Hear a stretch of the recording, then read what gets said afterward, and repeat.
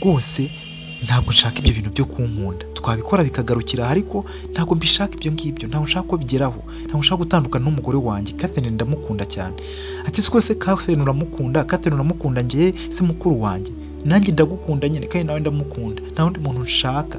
Ese Brian wasubiranye nawe? Brian ndamwanga, ntuzongere no kumbwira Brian, ndamwanga rwose. Kandi se nta nubwo terega wanadutunga twembi nta kibazo. Oya, ibyo ntibisubiza aho bikuye, ntabwo ushobora kubatunga mwembi. Nubaha umugore wanjye Catherine, ndamukunda. Ibintu ubundi ntabwo namusabye ko tukuvana aha ngaha tukagenda. Ngo wasabye Catherine ko mumvana aha ngaha? Yego. Niba rero ari icyo kintu ushaka, ubwo ushaka ko duhangana, kandi n'ikindi utaruzi nuko njyewe ntwite. Ngo kubera ko wakoze subscribe ndagusuhuje kandi ngo haye ikaze kuri Yep Media. Niba nawe utarabikora ndagushimiye ko bikoze ubu. Ndagusuhuje kandi nongeye kuguha ikaze hano kuri Yep Media. Nkaba nkwongeye kandi kukubwira ngo umeze ute, umeze neza, ese wowe aho uri hameze hate, haba mu gihugu cy'u Rwanda. Nkaba ngusuhuje kandi nkubaza amakuru yawe ni meza. Nkora rero nkwifuriza neza kubera ko wakanze subscribe hano kuri Yep Media, kandi nyine ni ibintu nyine bishimishije cyane. Nanagusaba kuzajya usharinga abandi nabo bakabona inkuru zitandukanye zinyuzwa hano, kandi nyine ukabasha nyine no kuzikurikira nkuko nyine zisoza hari icyo zigusigiye, cyaba isomo cyangwa se ubutumwa runaka ukura mu nkuru ziba zaragiye ziba ku bandi bantu.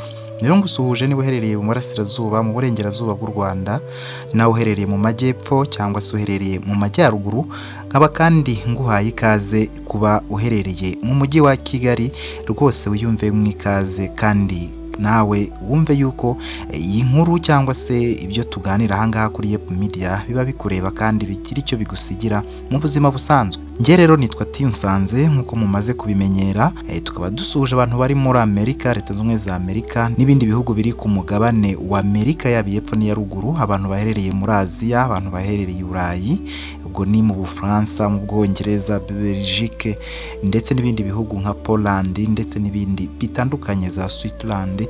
Abantu baherereye rero muri Aziya namwe mwese, n'abari mu Rusiya nyine ubwo barimo, nawe uherereye muri Australia, abari Sydney n'ahandi, tukaba tubasuhuje kandi mbahaye ikaze muri rusange. Inkuru yacu rero y'uyu munsi, nongera ariko mbere yuko ntangira inkuru, nifuriza abantu murwaye, muri kubabara, bifurize gukira. Bantu mugowe n'ubushomeri, namwe rwose Imana ibibuke, ibaha akazi kandi ibiteho. Ndabizi ko iri bubikore kandi wizere Imana. Nawe ubabaye nyine wizere ko Imana iri bugukize, kuko kubabara rwose ni ibintu bibi cyane kandi bigora ubuzima tuba turimo nyine, kuko twese turi abantu, ariko twiringira Imana ari ishobora byose kandi umuremyi wacu. Uyu munsi rero inkuru tugiye kuvugaho ni inkuru ya Catherine. Catherine rero ni umugore cyangwa se umumama uri mu kigero cy'imyaka 33, ariko ibintu byamubayeho rwose ni ibintu bitangaje. Rero inkuru yacu tuyitangirira ahantu muri saro, umumama mwiza umaze nyine, umumama bigaragara ko akiri muto rwose, nta myaka myinshi afite. Nakubwiye ko agaragara nk'ufite imyaka 33. N'umumama rero wari ufite umugabo, yari afite umugabo witwa Ivan akaba ari umugabo uri mu myaka nyine 40 ugereranyije. Umugabo mwiza, umugabo w'imibiri yombi higanjemo inzobe, ariko umugabo uri smart cyane, umugabo uri smart ukunda kwambara karuvati, ukunda kwambara ikote, akanambara nyine imyenda igezweho kuko ari umukozi muri banki ndetse ari na manager wa banki. Rero umugore we Catherine nawe aba ari umumama ukunda kwambara amakanzu, ubyibushyemo ariko atari cyane, mwiza w'inzobe. Nakubwiye ko ari mu kigero cy'imyaka 33. Uyu muryango rero uba ufite umwana muto w'umuhungu witwa Fred, nawe uri mu kigero cy'imyaka nyine 8. Niwe mwana baba barabyaye wenyine. Baba rero ari abantu bameze neza, urugo rwabo rumeze neza rwose ku buryo nta kintu warushinja. Haza rero mu gitondo kumvikana inkuru, telefone irahamagara nyine ari mu gitondo. Ubwo urumva manager cyangwa se Ivan yari yagiye muri douche, na Catherine rero yari ari kwitegura, ari gusokoza imisatsi ye, ariko ari muri saro. Rero telefone ye yarasonnye, noneho umukobwa witwa Claudine arahamagara. Yari umukozi wo mu rugo. Claudine uri mu kigero cy'imyaka 19 yarahamagaye, ahamagara Catherine cyangwa se mama Fred ngo aze yitabe telefone. Aramubwira ati mama Fred, telefone ihamagaye inshuro 3, ndi gutegura hano ku meza, sinzi niba mwaza mukayifata, ariko ndabona ni nimero nshyashya. Aramubwira ati oya buretse mbanze nitunganyiriza imisatsi, ntabwo rwose ndabona uburyo, ndaje ndayihamagara mfiteho amayinite. Aramubwira ati okay nta kibazo, ariko irongera ahamagara, sinzi nyine ni ukugira mbamenyeshe iyikomeza ihamagara, imaze guhamagara inshuro 3 rwose. Atariko se wajya ugakora ibyo ukora kundi buyitabe, hari ikibazo ufitanye na telefone? Sawa nta kibazo mabuje. Ubwo yahise ava nyine ku meza, urumva Claudine yari ari gutegura ibyo ku meza, ava ku meza nyine yigira mu gutegura ibyo yagombaga gutegura mu gikoni. Urumva yari amaze gutegura breakfast, bagiye gufungura bagenda. Yahise yigenda rero ajyana umwana ku ishuri, kuko yazinduraga nyine Fred akamujyana ku ishuri, we yabaga yamaze kumwuhagira ndetse yanamaze kumuha ibya mu gitondo. Yahitaga rero afata inzira akamujyana ku ishuri. Yari afite urufunguzo Claudine ku buryo rwose nta kibazo yabaga afite. Yasangaga Nyirindabuja ndetse na boss wiwe Ivan bagiye mu kazi. Urumva nyine nta bindi bibazo byabaga bigomba gukurikiraho, yagombaga kujyana umwana ku ishuri maze akaza kumugarura. Rero telefone kera kabaye bari ku meza, ati ntese niwe numvaga Claudine ahamagara? Yabampamagara ngo telefone iri gusona, ariko nyine namubwiye ndaje nyita, ariko ndabona n'ubu ngubu iri gusona. Ibyo bintu wabivuyemo kaza bundi tukanafata ibya mu gitondo sheri, urabona ndi bwisangize. Humura ariko nawe n'akantu gato ni rebero gusa yo gutsira ku munwa nayo nsigaje ndaje. Ivan yaramubwiye ati okay gira vuba rwose uze, uyu munsi ndazinduka nshaka kugenda hakiri kare, mfite ibibazo byinshi byo gukemura ku kazi. Yaraje aricara nyine ku meza, ariko telefone akihicara yongera ahamagara. Aritaba, yitabye telefone. Catherine yaravuze ngo yavuze n'igishyika cyinshi ati oya ntabwo bishoboka rwose, ntabwo ibyo bintu bishoboka. Oya none se ko ejo namuvuyeho ameze neza kandi bigenze bite? Ko yari yijajaye ameze neza, ubu kuko wambwira ngo hise no way no. Noneho Ivan aramubaza ati sheri bigenze bite ko uri kuvuga gutyo? Hari ikibazo se? Oya sheri ntabwo nabyakira, no ibi bintu rwose birandenze.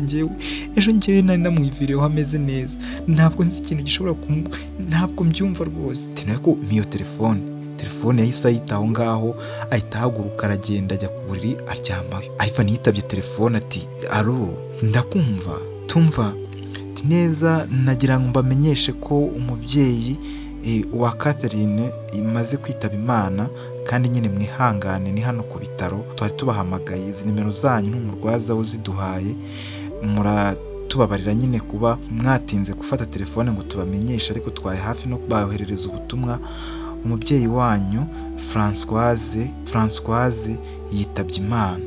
None se muri serious ibintu muri kuvuga? Telefone yahise ivaho. Ubwo manager nyine Ivan yahise ava mu byo yari arimo, itakuramo ikote, tukuramo costume, ajya kureba umugore we, asanga umugore ari kurira, ari kuboroga, aramuhobera, aramuhoza, bwira ati sheri please ihangane, uraza kumera neza, ihangane ukomere, ihangane nubwo bitoroshye ariko mbabarira wihangane basureke kurira. Yaramuturishije.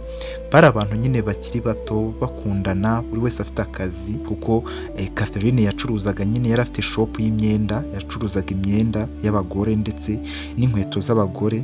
Urumva nyine n'umugabo wa Ivan yari umugabo ushinguye, yari umugabo nyine mbese wifiteyo, yari manager wa banke. Nta kindi cyakombaga gukurikiraho nyine uretse nyine gukurikiza imihango ijyanye no gushyingura, bakabijyamo nyine bagashyingura umubyeyi wabo Françoise. Rero byaranabaye hashize nyine umunsi nimugoroba, bahise bajyayo ako kanya. Catherine we ntabwo yabonye imbaraga zo kujyayo, ariko umugabo we Ivan yahise agenda. Yaragiye nyine ajya kwa muganga, asangayo umukobwa muto mwiza cyane w'inzobe nawe ukiri muto, ariko bigaragara ko afite itoto ryinshi, uri mu kigero cy'imyaka 24 n'umukobwa mwiza ufite ibitisi mbese w'imibiri yombi, ishyira inzobe cyane, mwiza cyane ureba rwose. Ari kurira, yari kurira yicaye hasi ari kwikunenga, ari kurira cyane rwose aboroga mu bitaro. Yaragiye rero aramufata, aramwegera, aramubwira ati Keti please ihangane dore ibintu mama giye heza, nta kibazo kiri buze kuba, ihangane rwose, kandi ihangane nturire, dore kuba uri kurira biri gutuma babara kandi atakabaye ababara. Rero ntabwo byoroshye nyine, babarira wihangane basureke kurira. Yaramuturishije nyine uwo Keti, maze Keti aramubaza ati none se ubwo ngubwo mama Fred umusize hehe? Mbwiye ati mama Fred we kwihangana byananiranye rwose, musize mu rugo, gusa nyine nahamagaye Eliette kugira ngo aze abashe kumufasha nyine abashe kumufasha kumuturisha ntitanza nyine muri iki kibazo cyahangaho ndebe ukuntu nyine bimeze rwose mama yapfuye mama yagiye nari mpari mwa kiriya cyumba rwose bimeze nabi ntabwo mama ahumeka kandi ejo yarahumekaga ubwo nyine Katie yari ari kurira ku rwego mbese na manager Ivan atari ashobora nyine kumuturisha byari bigoranye cyane ku buryo nyine bugoye kuko yari ari kurira ku rwego rwo hejuru rero mu kanya kashize gato nyine urumva Ivan yahise agenda nyine ajya kwinjira mu bitaro ajya kureba aho umubyeyi nyine Françoise cyangwa se mama w'umugore we nyine cyangwa se mama wa Catherine ndetse na Katie yari ari nyine cyangwa se bari babitse umubiri we nyine nk'uko bisanzwe muri morgue rero baramwemereye baragenda nyine arawusura aranagaruka nyine ariko yari yitabye Imana ari nimugoroba kandi icyo gihe urumva byaba bikiri mu gitondo nyine mu masaha y'agasusuruko ntabwo yabaye akijya ku kazi yarabyihoreye ibyo kujya ku kazi nyine ababiretse abanza gukurikirana ikibazo urumva umuryango wari uhuye n'ibyago bikomeye cyane kandi nyine inkuru y'incamugongo urabizi kwihindura ibintu byose rero mu mabira menshi haciyeho iminsi 3 bitewe n'uko nyine Catherine yari afite agahinda gakomeye cyane ariko nyine Henriette cyangwa se umushuti we witwa Henriette nawe wacuruzaga yaraje nyine aramwegera yari inshuti ye magara aramwegera amuturisha muba hafi n'abandi b'inshuti ze zose basenganaga ku rusengero baraje nyine babasha nyine kumuba hafi abasha gutuza muri iyo minsi 3 mu gihe bari bategereje abandi bantu baturutse impande n'impande ngo umuhango wo gushyingura ube byarabaye rero umuhango wo gushyingura warabaye maze nyine Françoise mama w'abana babiri witwa Katie ndetse na Catherine ndetse n'umusore Kevin ariko utarabagawe mu gihugu yabagawe hanze ariko nawe yari yaje maze umubiri we urashyingurwa mu cyubahiro bamaze gushyingura rero Kevin yahise ababwira ko nyine agomba kumara iminsi nyine yamaze icyumweru ariko bitewe n'amasomo yari ari gukurikirana hanze byamusabye ko agomba guhita agenda ariko nyine abanza gukurikira nyine abanza gutegereza gukurikiriyo rero ahantu babaga Katie cyangwa se Katie na mama we kumva ko Katie bamuhamagaye avuye ku ishuri ariko nyine urumva Ivan we yagomba gusubira ku ishuri nyine hanze aho yigaga mu gihe nyine cy'icyumweru rero icyo gihe Katie nyine bitewe n'uko ari we wabanaga na mama we ariko akaba yari yazindutse gukora ikizamini ku ishuri nyine bitewe n'uko mama yari afite umurwaza afite ibintu byinshi nyine yari yewe yaraye mu rugo icyo gihe ntabwo yari yamurayeho yari yaraye mu rugo ibitaro yari arwarimo byari ibitaro nyine bifite abarwaza bikomeye noneho rero ubwo nyine Katie aho babaga we na mama we bakodesherezwa na manager Ivan ndetse n'umuryango urumva ni Catherine nyine kuko Katie we yigaga kaminuza ari gusoza ariko urumva we nyine umuryango wa Ivan wabakodesherezaga inzu nyine nziza kuko Ivan yari umukire kandi bafite n'amafaranga nyine we na Catherine rero ubuzima nyine bwaranze nyine bumva nyine barababaye urabizi nawe kubura umuntu gupfusha umuntu n'ibintu biba bigoye cyane kandi bigora kubyakira cyane cyane yari wa hafi kuri direct family cyangwa se first direction ku muryango nyine no kuvuga ngo umuntu wo mu rugo ababyeyi cyangwa se umuvandimwe ni ibintu rero bigora cyane kubyakira rwose Catherine byaramugoye ndetse na Katie ariko nyine nta kundi byagomba kugenda niyo nzira nyine ya twese ni nako nyine Henriette babashije guturisha nyine Catherine ndetse na Bosco yari inshuti ya Ivan bakorana kuri banki nawe yaje nyine gutabara mugenzi we byari ibintu bibabaje cyane Daria nawe ni inshuti ya Katie biganaga rwose yaramufashije hamwe ndetse na Brian wari inshuti cyangwa se boyfriend wa Katie bari bahari bose nyine kugira ngo babafashe mu bihe bikomeye bari kunyuramo rero mwanzuro ya mbere yafashwe mu bijyanye no gusibuka kugira ngo ko basibutse vuba kugira Kevin nyine abashe gusubira kwiga hanze bafashe nyine umwanzuro w'uko Katie ajya kuba kwa Catherine mukuru we kubera ko nyine nta hari hasigaye yari asigaye aba ko mama we yari yamaze kwitaba Imana kandi nawe nyine ntabwo yari asubashije nyine kuba mu nzu gutyo gusanzwe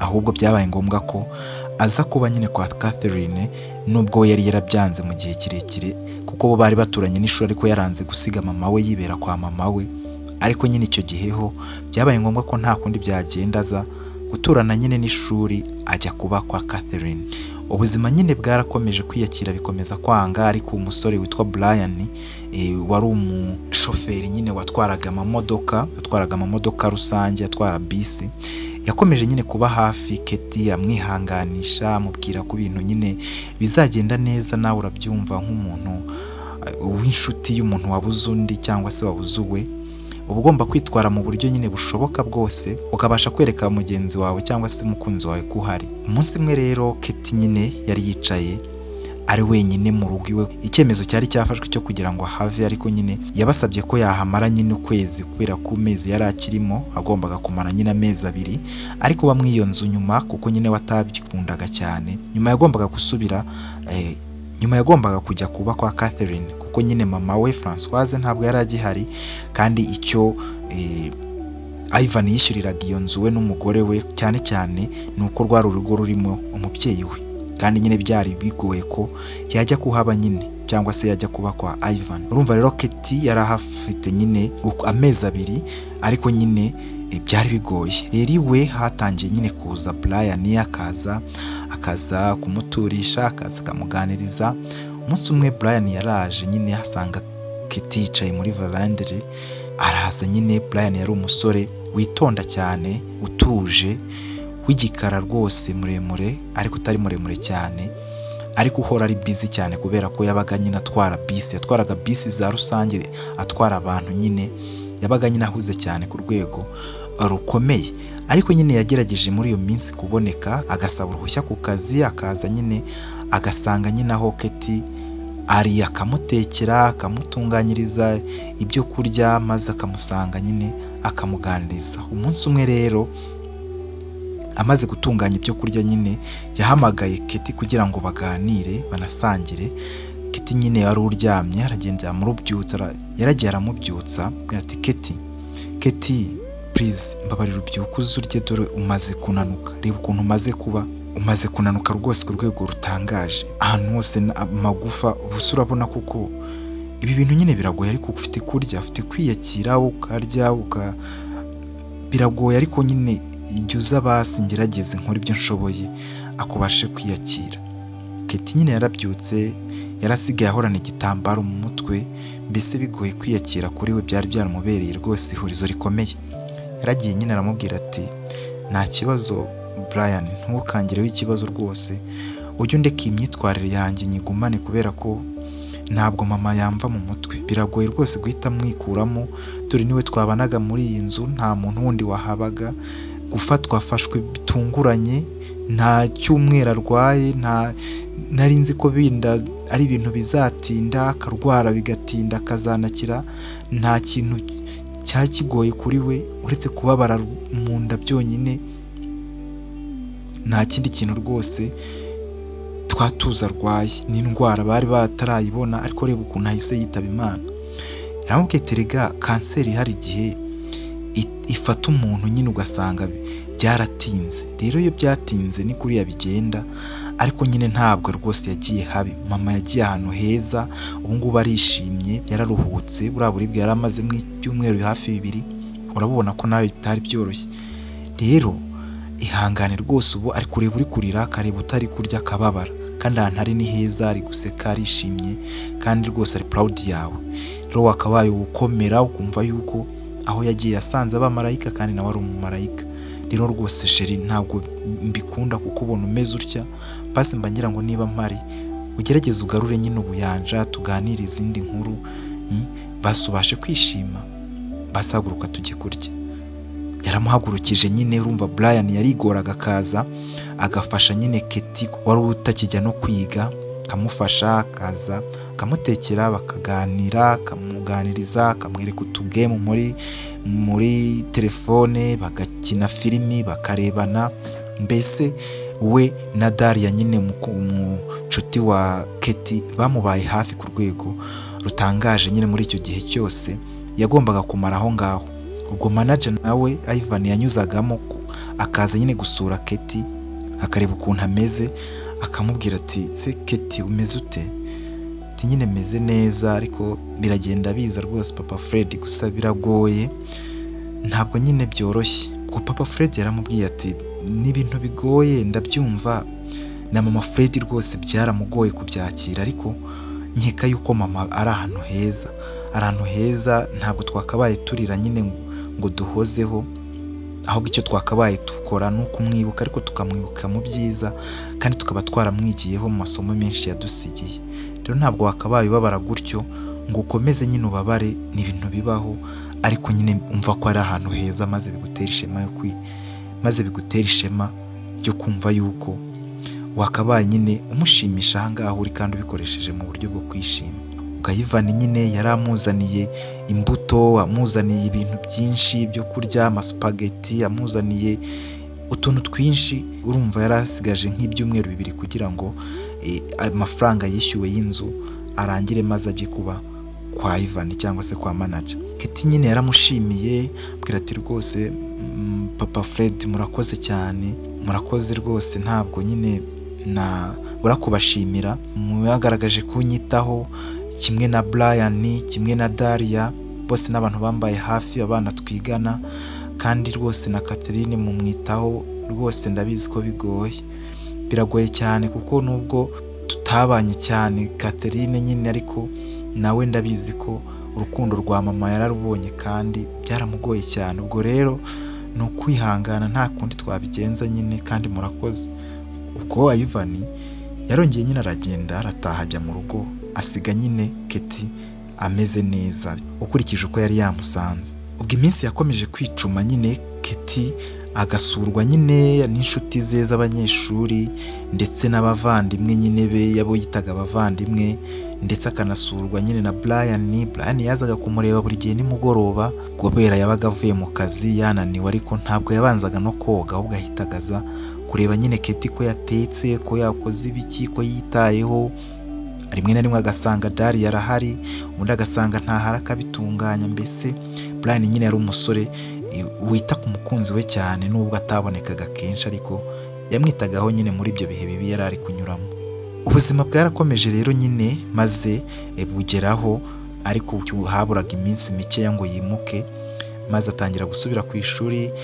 Abanyeshuri bigana nyine baramuha kondoleyanse, baramwihanganisha, n'abarimu be n'abayobozi nyine b'ikigo yigagaho cyangwa se kaminuza baramwihanganishije nyine, kuko kubura umubyeyi ni ibintu bigora cyane, ibintu bibabaza rwose, ni ibintu nyine bigora kubyakira, kuko ni ibintu bikuguma mu mutwe, ni ibintu byamugumye mu mutwe nyine. Ni ibintu nawe niba uri kunyumva warabuze umubyeyi, uzi ukuntu bimera, uzi ukuntu akomeza kukubaho, uzi ukuntu hari igihe hagira amajoro nijoro ukamwibuka wese, gusinzira bikanga, cyangwa mu gitondo wenda kubyuka ukabona ishusho ye, ukibuka utuntu twe, ukibuka utugambo yakubwiraga, ukibuka ukuntu yagufataga, akibuka nyine imikino bakinaga, akibuka bari mu nzu bonyine, ibyo baganiraga, inama yamugiraga nk'umubyeyi. Françoise yari umubyeyi utuje cyane kandi ukunda abana be, kuko umugabo we baramusigiye bakiri bato, atari bato cyane ariko bari bakiri bato, ariko urumva yuko yari yarabareze akabitaho, kandi yari abasize rwose batarakura cyane, nawe atarasaza cyane ku buryo wavuga ngo urumva umwuzukuru. Yari afite umwuzukuru umwe, yari afite umwuzukuru we witwa Fred, na undi ari Kevin yari atarabyara kuko yari akiri umusore, yari hagati nyine ya Keti ndetse na Catherine, kuko urumva nyine Catherine yari afite imyaka 33 ndetse Keti afite 24. Kevin rero yari ari mu myaka 28, 29 gutyo, yari akiri umusore ariko akiri kwiga amashuri nyine makuru cyangwa se kaminuza, ariko abyiga hanze nyine. Niko byari bimeze rero nyine. Ubuzima bwarakomeje maze bugeraho Keti agomba kwimuka nyine. Umunsi warageze ko agomba kwimuka. Brian yazanye imodoka igomba kwimura Keti, ikamujyana nyine kwa manager, ubwo bakundaga kwita manager, ubwo yari Ivan nyine umugabo wa Catherine. Rero barapakiye ibintu, urumva Brian yazanye inshuti ze, abakarani biki, barapakira nyine inzu yose, babikuramo ibikoresho byinshi bajyana kwa manager.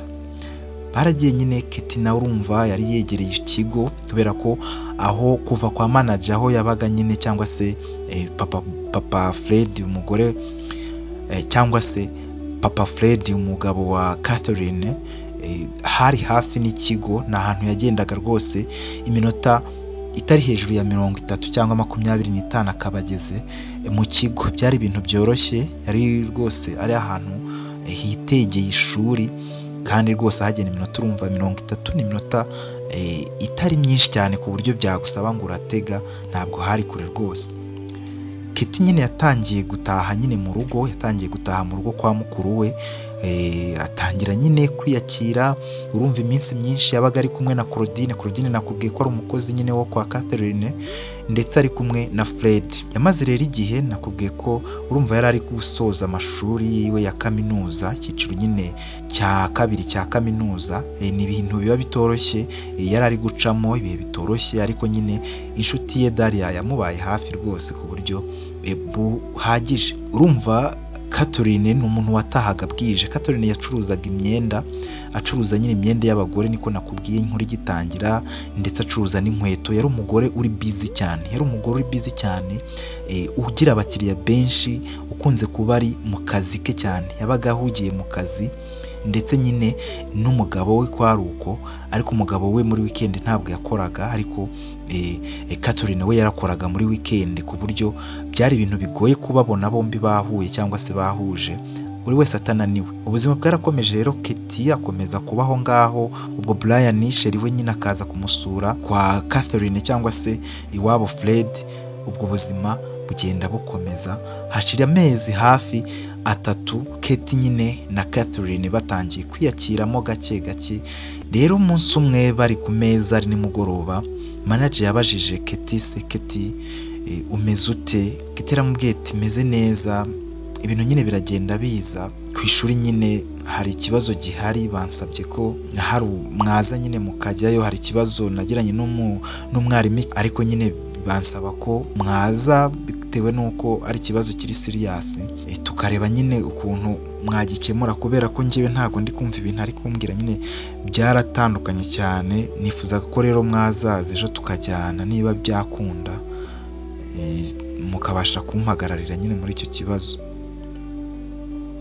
Ubwo ngubwo Catherine nawe yari ahari, yabajije Kitty none se ni ikibazo ki kandi cyavutse?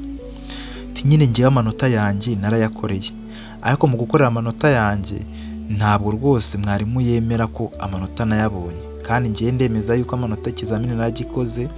Maze gukora ikizamini none amanota yanze gusohoka, ayanjye ntabwo yaje kuri liste.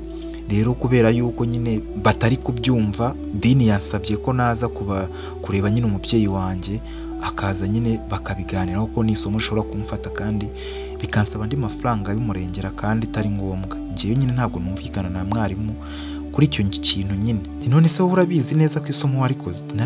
Nararikoze, ahubwo bagira ikintu cyo kubura amanota nyine bitewe n'ibyo baba bashaka, ugasanga ibintu ntabwo bikunze, ariko ngewe nzi ko nabikoze.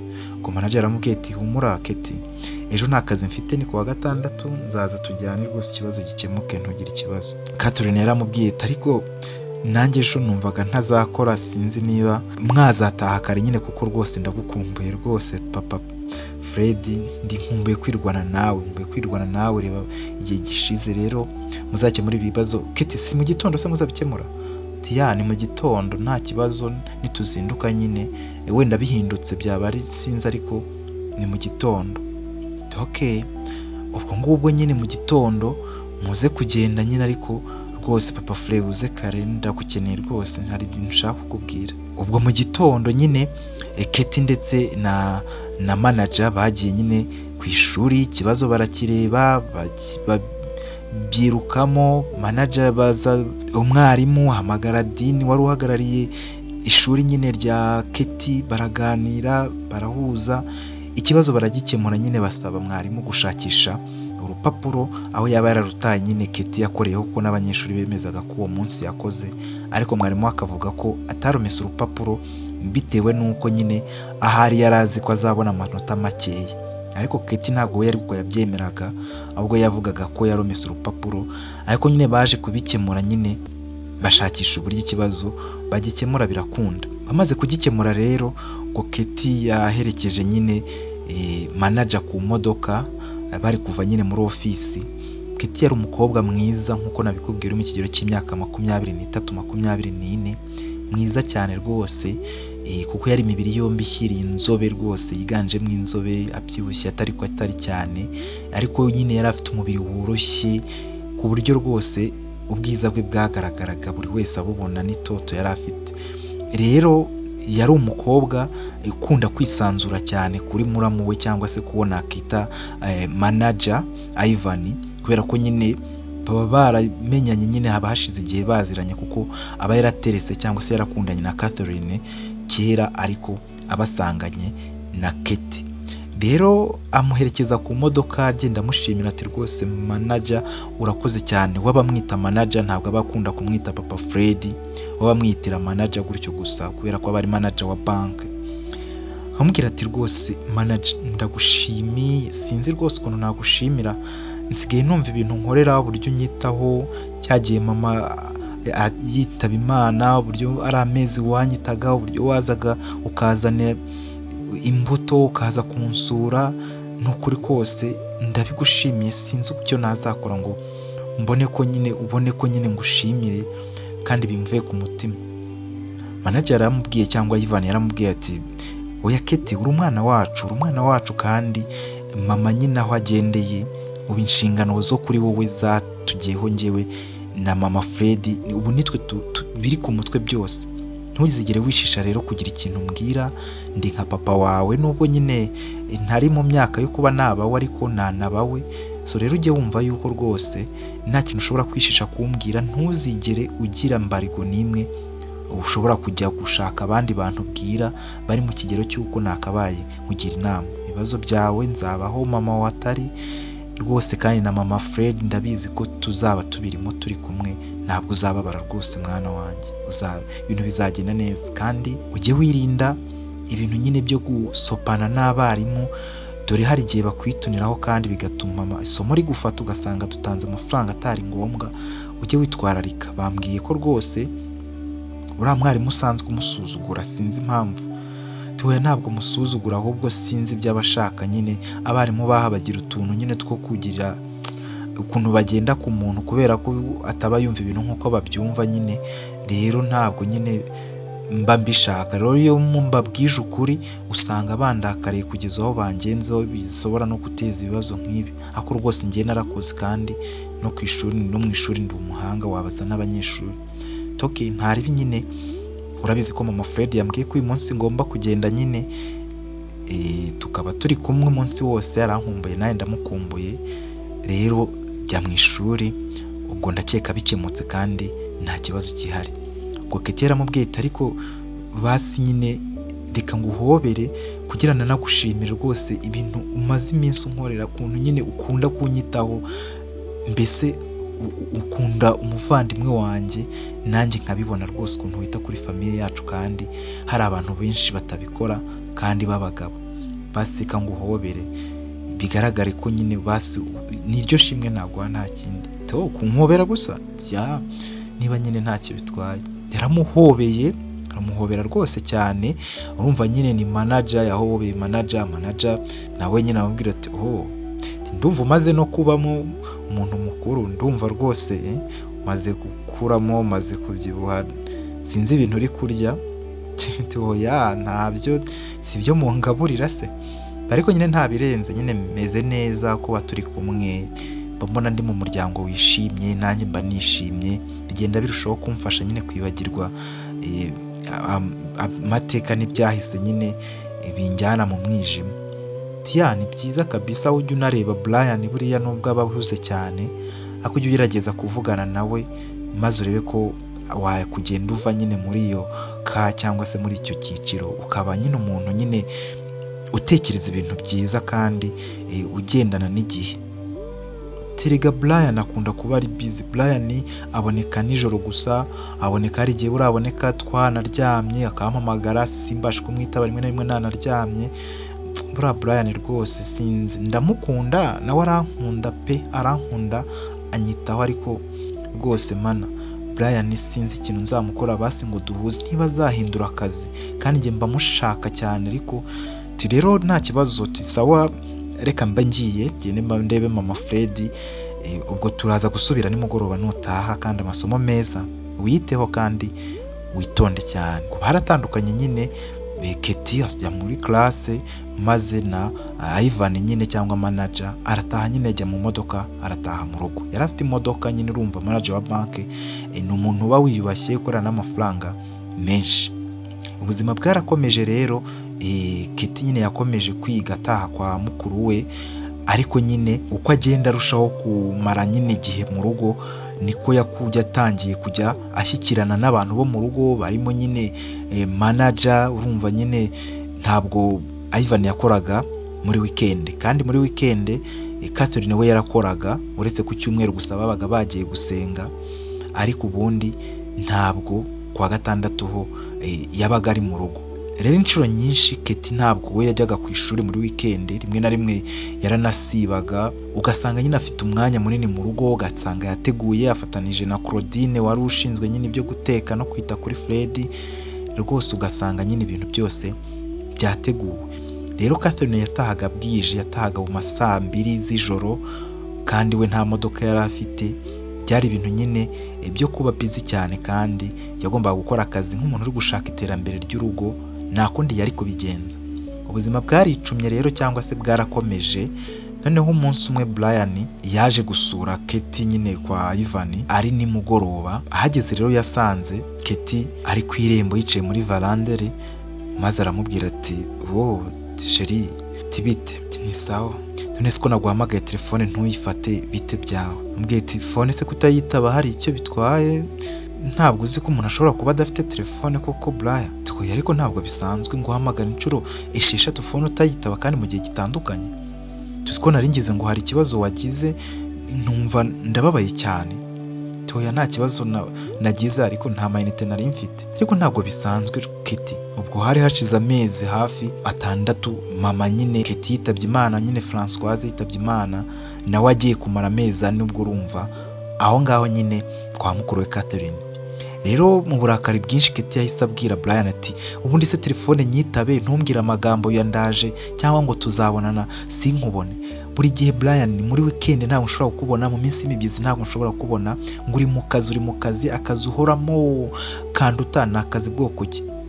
Brian yamubwiye ati se nibyo byakurakaje? Ariko rero uranzi, uzi ibintu mba ndi gukora, uzi ukuntu mba mpujize, uzi nyine akazi nkora.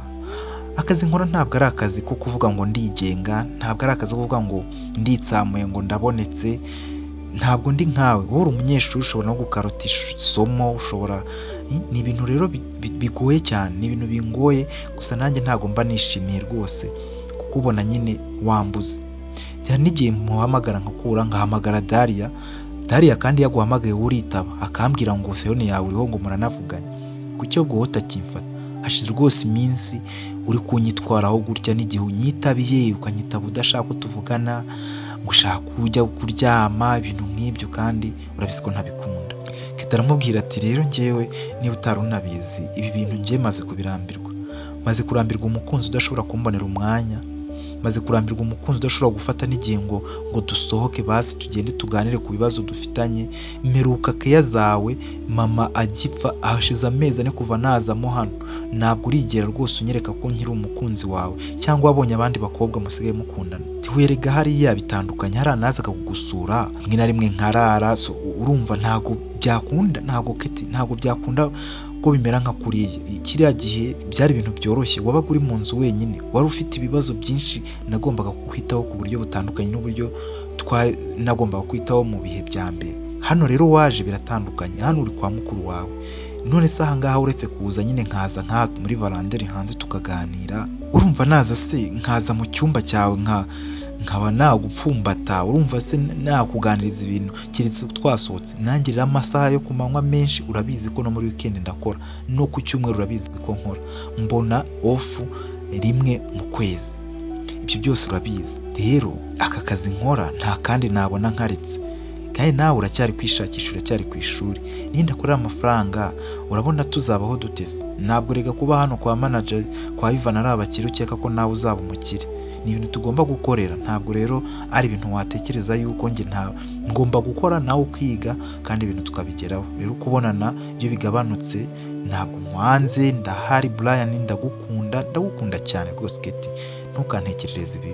Keti aba yarakaye nyine amubwira ati ngiye rero niba uzi ko utazajya uboneka muri weekend buri gihe ngo tubonane tube twasohokana, ngiye rwose ujye wirinda kumbwira ngo nanze kukwitaba, ntabwo rwose byankundira rwose. Nk'ubu ngubu ntabwo wigeze unansoma, nta kintu waje uricara gutyo gusa, atari ku bundi bwo kubera icyo uteye utyo ubona umuntu atagukumbuye.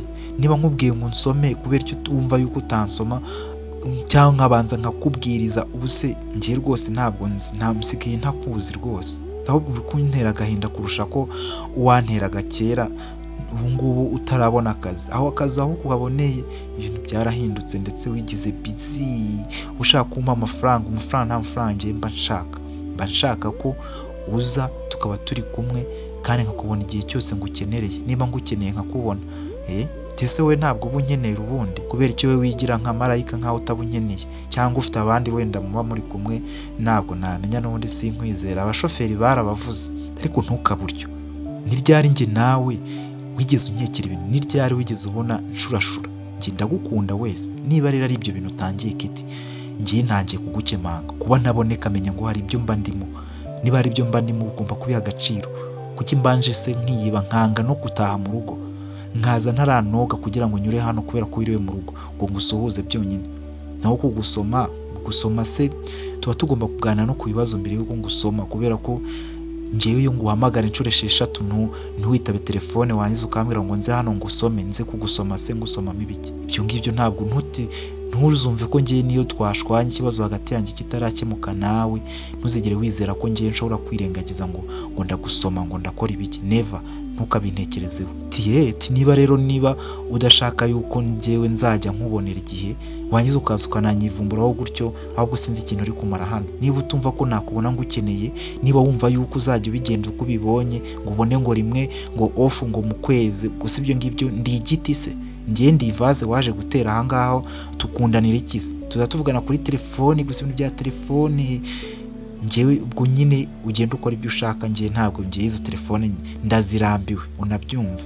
Ariko Keti, niki ntakoze koko? Nta kintu wakeneye ngo ukibure, nta mafaranga wigeze unsaba anyafite ngo nyakwime. Kubera iki wumva yuko kureka akazi ari byo bintu byagushimisha koko? Urumva yuko nzabaho ndi umuntu udafite icyo nimariye basi ukishima? N'ubundi se nimba udafite icyo nimariye kuzanyanga ugashaka abandi bafite icyo bimariye, urumva ibyo ngibyo we ari byiza unyifuriza? Se ubundi Keti urankunda? Ndagukunda, ariko nyine ibintu buzana nk'ibyo ngibyo kutanyereka ko unkeneye kandi ngiye ngukeneye, ubwo ushaka kunyohereza nyine ku bandi, ko nyine nicyo kintu cyonyine uba ushaka. Bwo Brian nyine intonganya zabaye nyinshi, ariko bitaragenda, aramubwira ati uzabyicuza kandi ngewe niba udahindutse ntabwo rwose ibyo ngibyo ari ibintu byatwakabaye dupfa nk'abantu bakuru tumaranye hafi umwaka dukundana.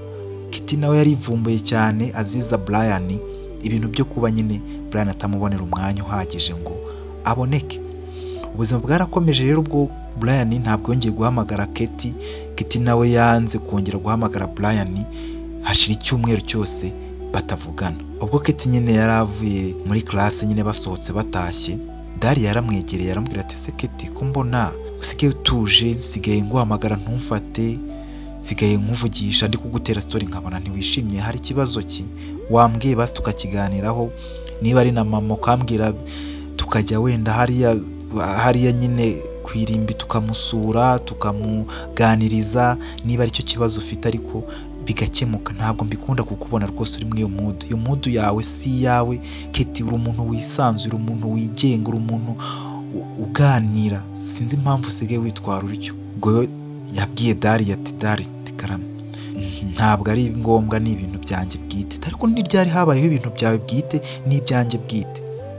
Ubu ngubu rwose ibintu byanjye na Peter urabizi, amakuru yanjye na Peter urayazi. Ntabwo kimbwira ku makuru ya Brian, nta nubwo nkibabonana, nta nubwo kimbwira utugahunda ngo ugiye kureba Brian, ngo Brian agiye kukureba, ngo agiye kugusanga mu rugo.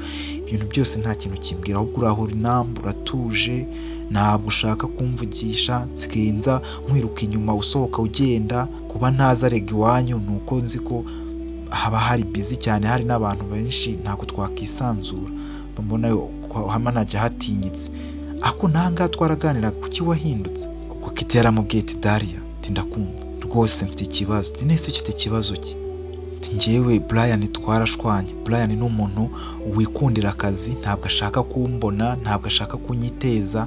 Njye nkeka ko bitewe n'uko nyine twagiye turyamana inshuro nyine zirenze, ashobore kuba yariboneye undi mukobwa bakundana. Oya, ntabwo ari ibyo. Brian uramuzi, ariko Brian ababuze cyane kandi yagerageje kukwitaho. Brian ntabwo yabikorera gukunda Keti. Ibyo bintu rwose ntukabitekereze utyo, ntabwo bishoboka.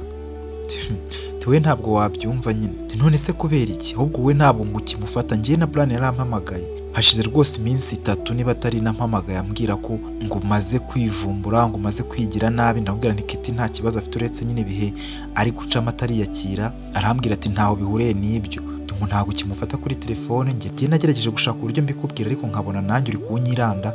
Akubundi nibiki biri kujya mbere? Waretse kumbeshya ko nkuzi. Ninde muntu uri gukunda muri iyi minsi ukaba uri kwivumbura kuri Brian? Ninde? Ntawe, yewe nta muntu ndi gukunda. Njyewe icyo mubwira nuko Brian atakinyitayeho, nta kindi. Niba atanyitayeho adashaka ko tubonana ngo tubeho nk'uko twabagaho, nta kintu akimariye. Rero nta bintu by'amatelefone njyewe nkeneye. Nyamara wakambwa iti ntabyo rega ntacyo, ahubwo urabeho reka ngende. Ubwo ahise amusezera. Dari yasigara yumiwe. Ubwo ngubwo ubuzima bwarakomeje. Keti atangira nyine kujya asanga Claudine mu gikoni. Claudine yaratekaga niko nakubwiye, akora nyine kwa manager Ivan, akamwereka ukuntu ateka, ukuntu ategurira boss we, akamubaza nyine utuntu ategurira boss we, akamubaza ibyo boss we akunda ari wa Ivan nyine. Ngo Claudine nyine bakamubwira, akamubaza iti se Catherine ni biki akunda gutegurira? Bundi Ivan ubona akunda ibike, ni icyo akunda ubona nyine bimushimisha. Claudine nawe si ukujya aramubwira ati Ivan ntabwo akunda umunyu mwinshi. Ivan yikundira ibintu bijyanye n'utuntu tw'amafiriti, ntabwo akunda rwose ibintu by'inyama.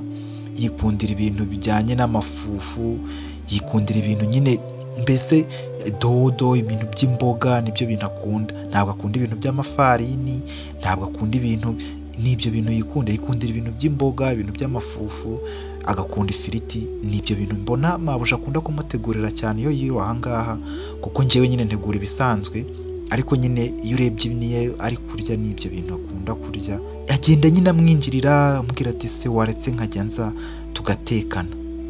Nta kibazo tu, cyane cyane nyine muri weekend boss yiriwe ahangaha nyine Papa Fred ara toki nta kibazo. Njyewe se urumva nabyanga koko? Rega nawe uri mabuja mutoya. Ntugire ikibazo, nzangufasha nyine, mba ngomba gufasha, ntabwo ngomba gupfa ubusa hano.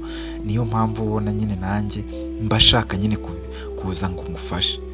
Nta kibazo rwose kibirimo, ujye umfashe nanjye tuganire. Rega nawe mba nkeneye abantu banganiriza. Nzaba mpari rwose, nzajya mba mpari. Keti yatangiye kujya ategurana amafunguro cyane cyane yo kugaburira Ivan cyangwa se manager, umugabo nyine wa mukuru we, umugabo wa Catherine. Ubwo yatangiye kujya byitaho. Iminsi iricuma, ubwo yarahamaze igihe amezi. We na Brian nyine ibintu byatangiye kugenda runono, kugeza rwose babaye nk'abatandukanye burundu. Brian nyine akajya abaza Daria amakuru ya Keti, Keti nawe akabaza amakuru ya Brian nyine akayabaza Daria. Nta kindi kintu bahuriyeho, batagihamagara no kuri telefone, kuko Brian baramuhamagaye Keti akamwihorera, akamwandikira message ati niba utiteguye ko uzajya uboneka buri weekend ndeka kunyandikira. Niko yari yaramwandikiye, niko nyine Brian yari yabwiye Daria. Ubuzima bwarakomeje nyine. Keti nyine atangira kujya ari gutegura ku meza mu gihe cya weekend, mu gihe cy'imibyizi atagiye ku ishuri, akaba ari gutegura. Kuko urumva Catherine yatahaga bwije cyane mu masaa 2 z'ijoro, ndetse business yari itangiye gukura cyane ku buryo yarasigaye agira abakiriya benshi baza no kumureba mu rugo, no ku munsi yaruhutseho bikarangira n'ubundi agiye gufungura shop. Yari ari gutera imbere cyane kuko yacuruzaga nyine ibintu bijyanye n'imyenda y'abagore ndetse n'inkweto z'abagore nk'uko nabikubwiye. Ubuzima bwarakomeje rero. Keti nyine atangira kuba inshuti ya Ivan, akaza agategura ku meza, akamutegurira utuntu, akamuzanira utuntu mu gikoni, akirwa yambaye utujipo tugufi, ariko Ivan nyine ntabyiteho. Umunsi umwe rero ari mu rugo, ari kuwa gatandatu. Urumva Keti we yabaga yiriwe mu rugo, ariko na Ivan yiriwe mu rugo. Ivan yarabyutse noneho abaza nyine Claudine, arahamagara Claudine uri hehe? Ndi hano ndimo ndagaburira Fred. Okay, noneho ndi Fred mutunganye, ndashaka ko hari ahantu tuza kujyana umunsi nucya, mutegurire neza rwose, ndashaka ko hari ahantu tujyana. Sawa, ubwo akiri yarakenyeye nyine iswime ari kuvugira muri sala, ariko Claudine nawe ari mu gikoni atari kumureba.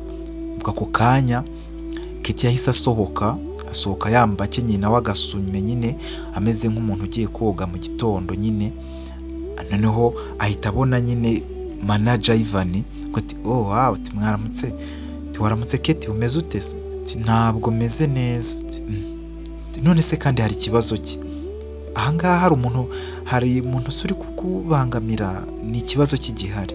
Nyine ntabwo meze neza, ariko ndakeka biri buze koroha niba ari uko umuntu aba adaherutse kuganira, niba umuntu ari ibibazo aba yifite mu mutwe we simbizi nyine. Numvise ahubwo mubwira Claudine ko muri buze gusohoka, niba musohokana na Fred sinzi niba nanjye twazi kujyana, niba ariko ntacyo bitwaye. Oya, nari nzi ko uyu munsi ufite gahunda zawe, ariko niba nta kintu ufite uri buze kuba uri gukora twajyana rwose. Nese urumva twabura kujyana, uze tujyane, nako nari nzi ko uyu munsi ufite ishuri cyangwa ufite classe, ntabwo nari mbizi. Oya, muri minsi ku wa gatandatu nta classe tukigira cyane, ndetse no ku cyumweru ntazo tuba tugifite. Rero mba mpari rwose, ndazi kuza tujyane niba mubyemera. Nta kibazo, gutegure kuza tujyane, nta kibazo. Bisawa. Hashize nyine masaha nk'abiri, Claudine nyine yari yamaze gutegura Fred, ibintu bimeze neza. Ubwo ngubwo yagiye nyine guhamagara boss, ariko mu gihe akiri kujyayo yahise ahura na Keti nyine ari muri salo. Keti aramubwira ati ugiye he? Ngiye guhamagara boss nyine mubwire ko Fred namaze kumutegura. Oya, subira mu gikoni ndabyikorera, genda. Wowe niwe ugiye kumureba? Nyine Claudine asubira mu gikoni, nakubwiye ko mbyikorera. Sawa. Ubwo Keti nyine yari yambaye akajipo kagufi, yambaye akantu ko hejuru kagaragaza umukondo, mbese yambaye nyine buryo nyine buri sexy cyangwa se bushotorana. Aragenda, ariko ari imyenda yo mu rugo nyine, ari imyenda yo mu rugo isanzwe ataranambara iyo bari buze gusohokana. Yaragera akomanga nyine, akomanga bwa mbere, akomanga bwa kabiri, ati Claudine byasoje se? Ati ahubwo nyine ahita afungura, nta kintu avuze, avuga ati nyine ahita afungura umuryango asanga Ivan mu cyumba. Keti, ni gute ugeze aha ngaha se?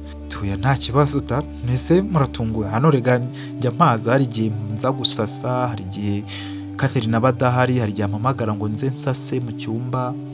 Ni uvuga ngo njye na Catherine reka turabavandimwe, nta kibazo. Sinzi ahubwo mwe niba hari ikibazo mbateye, niba ndi kunsa nabi se?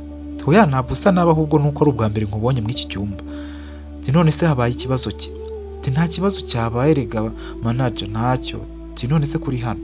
Nyine narinje kugira ngo nsigaye mbona imyenda mwambara, buri gihe ari imyenda imwe, ari ibintu nyine sinzi, narinje kugira ngo mbatoranyirize imyenda nyine mushobora kwambara uyu munsi kubera tugiye gusohokana. Urumva ntabwo twasohokana wambaye imyenda Catherine cyangwa mama Fred nyine akunda, ninjye tugiye gusohokana. Shaka ronze kuba nishimye wambaye imyenda nyine nanjye nkunda, ari imyenda ugira nkunda utakunda kwambara, sinzi impamvu utabyambara kandi kubera.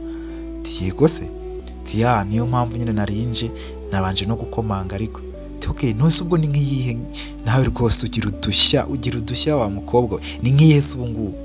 Nyine ndashaka ko uyu munsi wambara kara coste, nikaba kagufashe ugaragara neza. Nshaka ko unambara nyine iriya pantaro nyine nayo iragufata imeze neza, bikwegereye, kandi uri umusore rega ugomba kugaragaza ibintu byo guhora mu costume, mu mashati ateye ipasi manini, ibintu by'amatisi. Njye nshaka nyine uyu munsi wambare nk'umupapa, ku buryo na Fred akwisanzuraho, rega ntagutinye, nanjye nkakwisanzuraho. Rero kwambara nk'umuntu gutyo utuma tugutinya.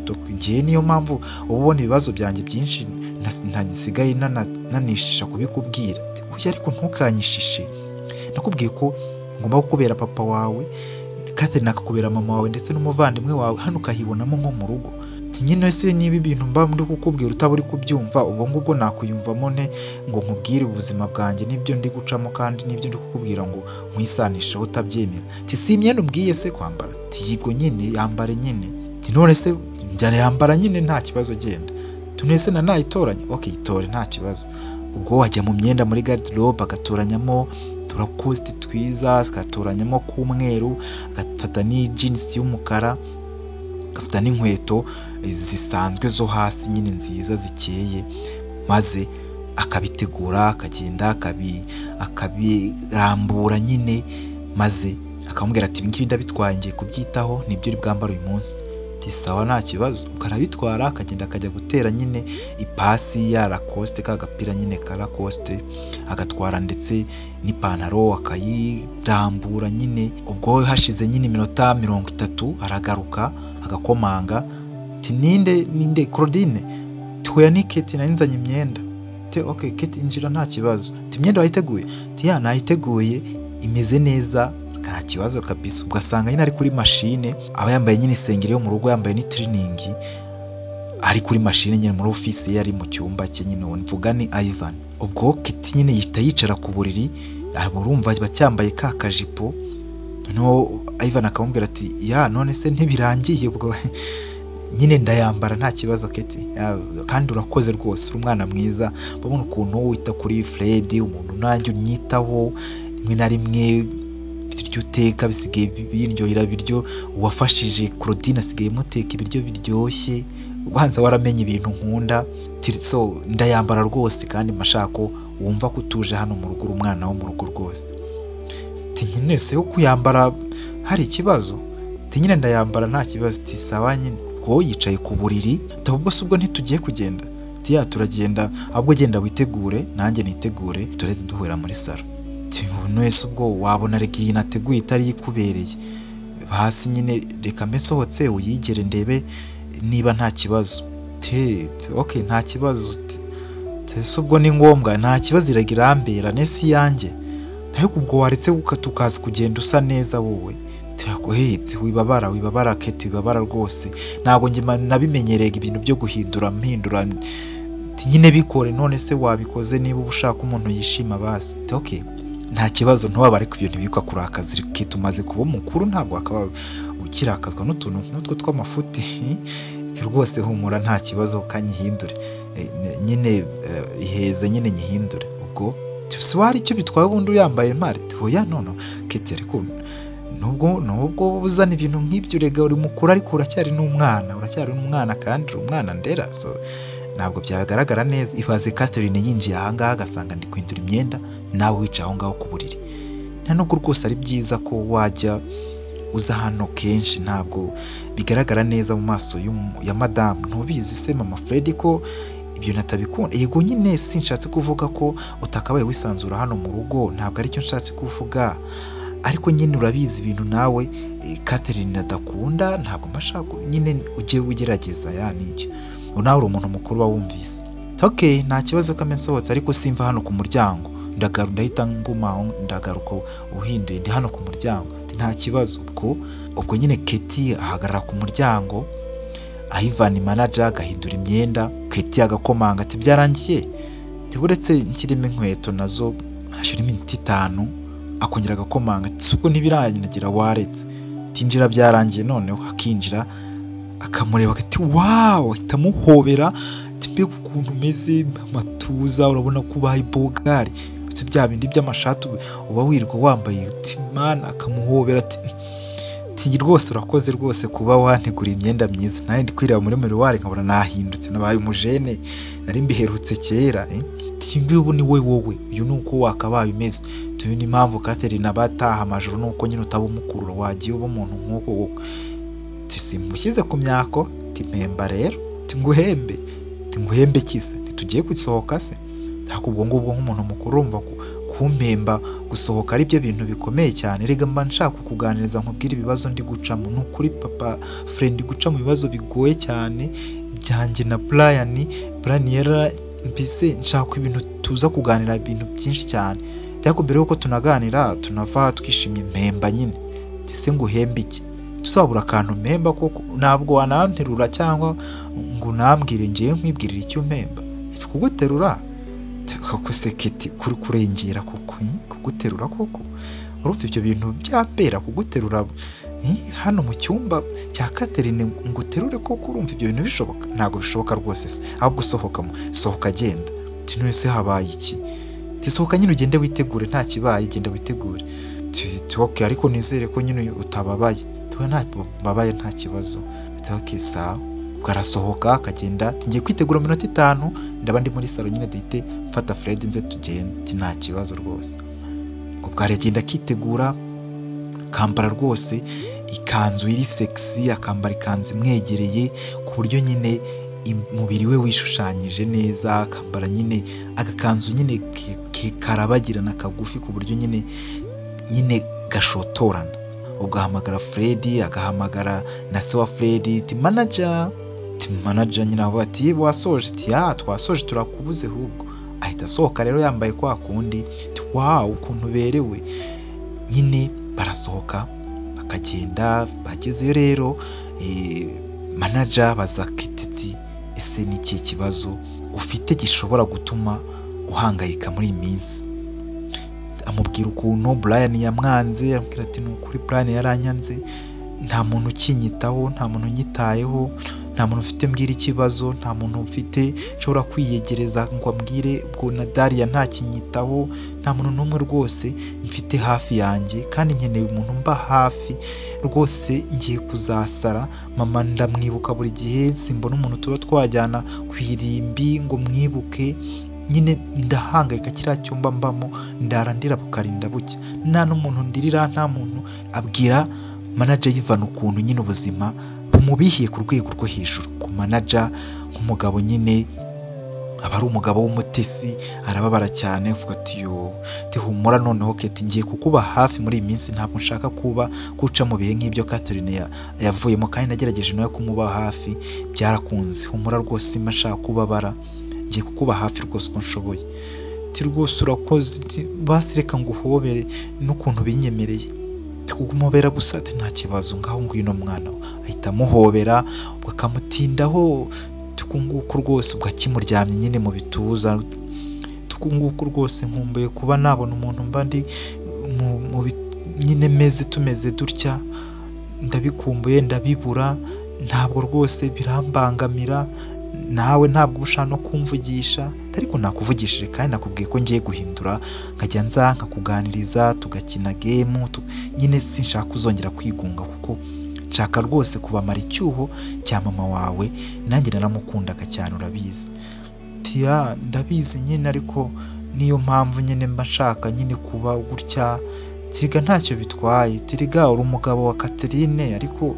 ntabwo rwose ari sakirego kuba wamfasha nanjye kwanganiriza ukamba hafi nkeka nta kintu kidasanzwe kibirimo nta kidasanzwe nuko ntari mbizi Keti ngiye kujya nkuba hafi humura rwose nibyo nshizwe kandi n'inshingano zanjye kudatumurira mu gihe mama adahari ubwo amurongera akamuhobera akamureba mu maso ameze nk'ushaka kumusoma ubwo Ivan nyine abari kumureba nawe Keti nyine aryanye mu gatuza nyine ka Ivan ari kumureba nyine mu maso kwa Ivan akamubwira ati ngaho nyine genda wicare ntibyarangiye se ntumeze neza ati nyine sinzi ariko ndumva nyine nta sinzi mbabarira ngusaba kanditse ushaka kunsaba iki Keti nyine agahita amusoma kwitama Keti ntabwo ibingi bari byiza ariko ntabwo ari ibintu bye naringamije Ivan ahita arakara Keti akamubwira ati reko se niki kidasanzwe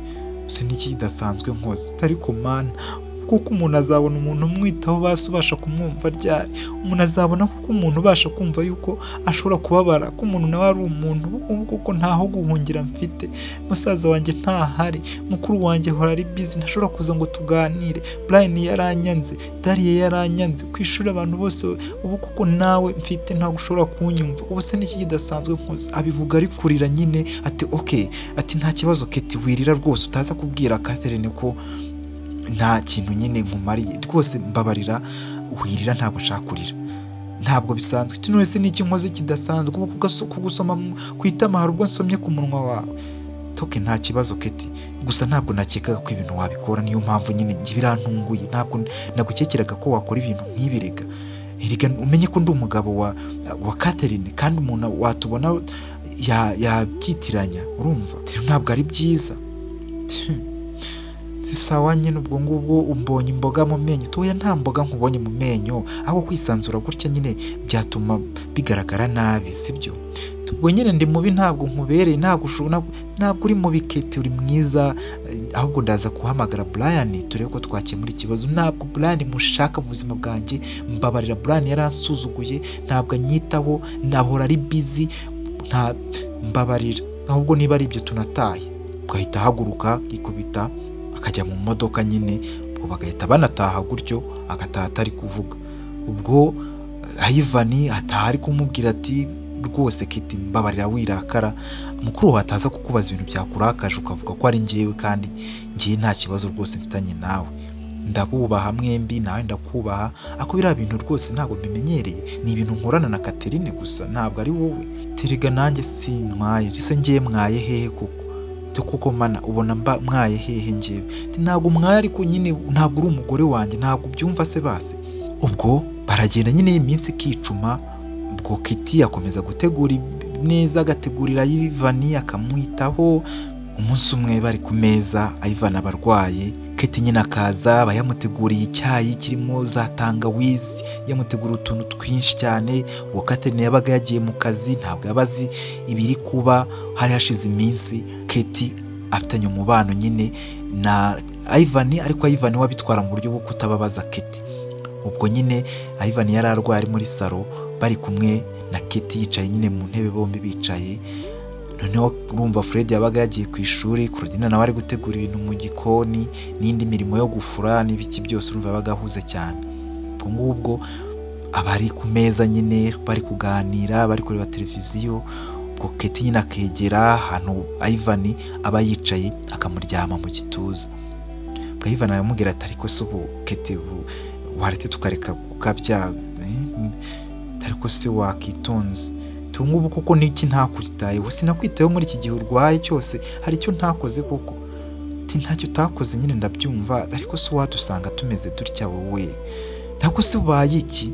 Toke nta kibazo, nta kari kaciyemo, ntabwo nta kibazo mfite, humura. Ubwo bagumye aho ngaho nyine, Keti nyine noneho arisanzura, akamwegera atangira kumutamika. Urumva nyine Ivan yari arwaye, ariko nyine we akabifata nka keya.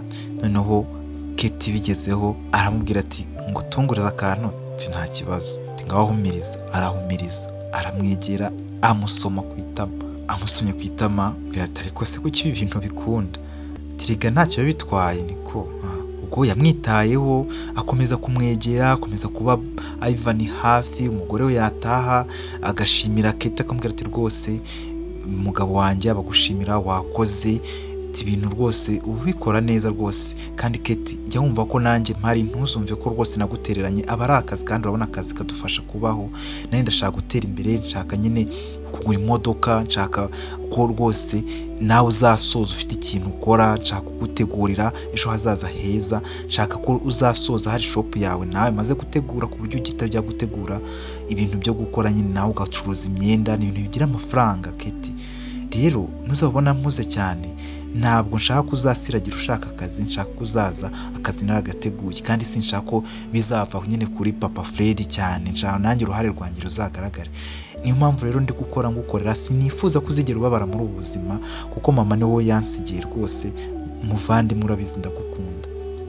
Ubwo yamubwiraga atyo nka mu gitondo nyine akajya mu kazi, yabaga ahuze cyane. Ubuzima bwarakomeje, Keti atangira nyine kwita kuri manager nyine Ivan, akomeza nyine kumwikururaho gutyo. Bukeye manager ari muri douche, ari mu cyumba nyine atafunze, Keti yaje kumureba mu cyumba nyine, aramubura, areba hirya no hino aramubura, ariko yumva umuntu ari koga. Keti yari yambaye nyine swime, aje kumureba nyine ngo amubwire ko hari ikintu ashaka kumubwira. Ubwo yabonye nta muntu uhari, yumva amazi ari kumeneka muri douche nyine, kuko douche nyine yari yegeranye n'icyumba. Ubwo Keti arungurutseyo abona Ivan anambaye nyine ubusa. Keti yahise agaruka nyine inyuma, asubira inyuma, arunguruka nyine Ivan, ko Ivan ntabwo yari yafunze umuryango, urumva Keti yarasigaye ahinjira nyine. Keti arangije yikuraho isume, urumva yari yambaye uko yavutse, ahita agenda yinjira muri ya dushe yarimo Ivan, ahita afata Ivan, urumva Ivan yari koga, aramuhobera. Ivan yoberwa ibintu biri kuba, Keti amwikubaho ambwira ati mbabarira biki. Keti aramufata neza, baranunirana. Ivan kumwirekura biranga, kuko Keti yari yambaye ubusa wese nta kintu yambaye. Ubwo Ivan byarangiye baryamanira muri dushe, bava no muri dushe baryamanira ku buriri, kuko nyine Keti yari yabereye ikigerageza Ivan, nta buryo bwo kuyikura yari afite, nyine bisaba imbaraga nyinshi z'umugabo w'umutima. Ariko Ivan yatsinzwe n'urugamba, yatsinzwe nyine n'ibyumviro bye, birangira aryamanye na Keti. Ubwo bamaze kuryamana, Keti nyine yarabyutse ashimira Ivan, aramubwira ati nukuri urakoze, ndagushimiye rwose, urakoze, nizere ko rwose ibintu byose bibeye ahangaha, umbabarira ariko nyine uramfashije, gusa umbabarire rwose, umbabarire Catherine ntazabimenye rwose, ibi bintu umbabarire ntazabimenye. Ubwo Ivan yari atuje cyane, ambwira ati mva, ahubwo wowe Catherine ntuzigere utuma amenya ibi bintu, tubwo urumva natuma bimenyane, ahubwo wowe ntuzatuma bimenya. Bwambwita ahubwo sohoka, genda atagira n'umuntu, atagira na Claudine atanamenya ko wigeze ugera muri iki cyumba. Humura ntabyo azi, kuko namutumye nyine ntabwo abizi, yambwiye ko yagiye guhaha mu kanya kashize. Ariko ibintu ubukoze urabizi Keti, bivuze ngo wari wabipanze kubanza gutuma Claudine guhaha kugira ngo uzungwishe mu cyaha. Tirega ntabwo ari icyaha, tirega urabizi nyine nsigaye nkwiyumvamo, nta kuntu kundi nabigenza rwose.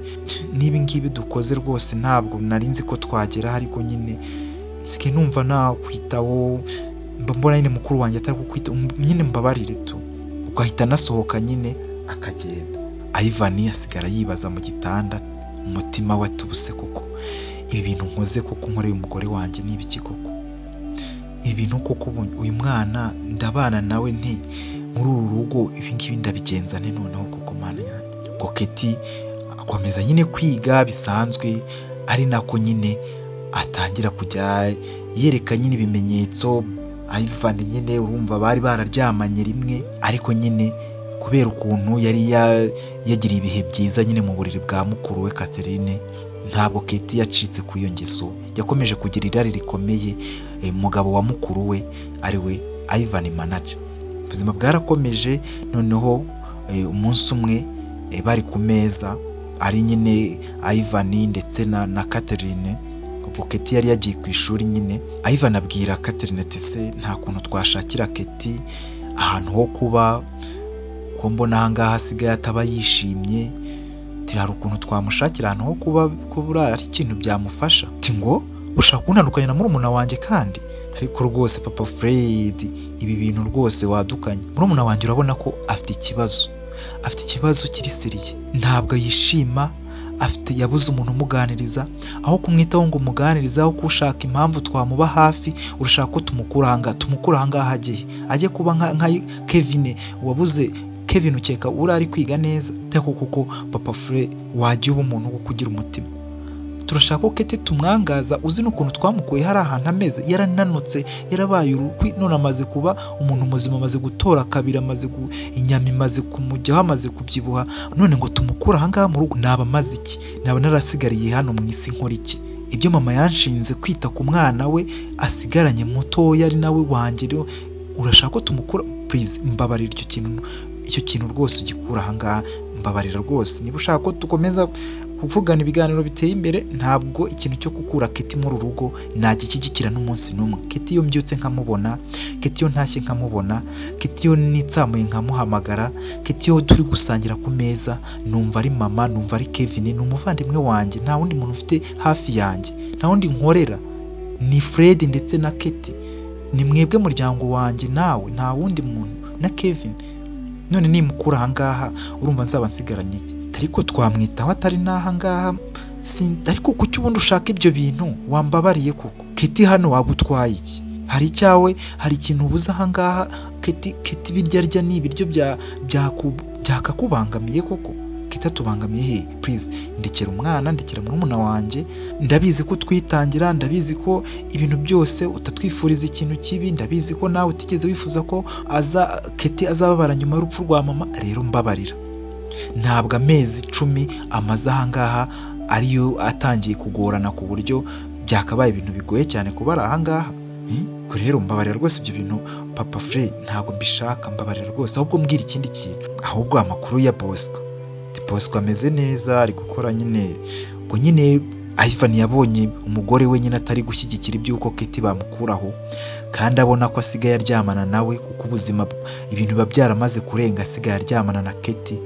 Abonye umugore atari kubyumva, ngo nyine arabyihorera, nyine amubwira ati ya Bosco ameze neza, ndakeka ari umugore we niwe ahubwo ndaherutse, Gabriel ameze neza, ati nta kibazo afite, ibyo acuruza nayo biragenda. Ahubwo yari ari kumbwira ko ashaka kuzana na Eliette bakajya bakorana nyine muri biriya bicuruzwa nyine byiwe byo gucuruza nyine ibikoresho byo mu rugo. Sinzi ariko niba Eliette afite amafaranga ntago mbizi, ariko nyine nawe arashaka kumuzana muri business. Rega abagore natwe tugomba gukora tukagira uburyo twigira, tukaba twanabatunga. Rega use koko Papa Frey ubona ugize n'ikibazo mu kazi ahantu ngeze pe, nanjye natanga umusanzu. Umva umugore mwiza pe, urakora, ndagukunda cyane, kuko uburyo witangira uru rugo nanjye ubwanjye utazagira ngo mbifata nk'ibintu biri aho gusa.